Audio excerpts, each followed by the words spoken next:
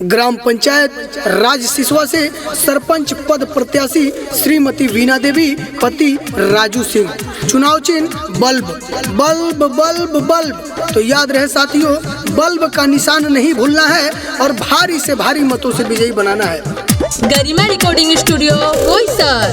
घूमतानी गौआ गौआ परतानी राउर कौआ, भैया राज सिंह अब की लड़त बाड़े चुनौआ।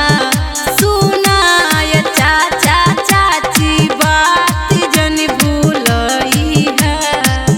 अरे ये चाचा ये चाची, ग्राम पंचायत राज सिसवा से राजू भैया के पत्नी वीना देवी खड़ा बाड़ी। अब विजयी बनावे के बाद जानी लजई है जानी डरई है। राजू सिंह जिंदाबाद जिंदाबाद जिंदाबाद।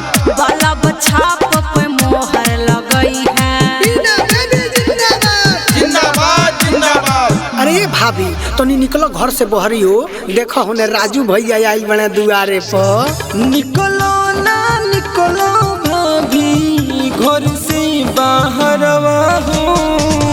निकलो ना निकलो भाभी घर से बाहर हो। वोट मांगे आइल बानी तोहरी दुआरवा हो। वोट मांगे आइल बानी। राजू सिंह जिंदाबाद जिंदाबाद।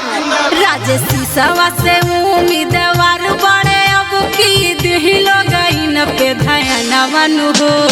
करी है विकास बाटे पूरा विश्वास, नहीं केहू के बाकी रही कहवन हो। कंधों से कंधा मिलाकर के साथ चलने वाले राजू सिंह, बल्ब छाप के निशान पर ही मोहर लगाना है और राजू सिंह को भारी मतों से विजयी बनाना है। इनके बचारो और हाला हो, सगरो ही चर्चा सुनाला हो। इनके बचारो और हाला हो, सगरो ही चर्चा सुनाला हो।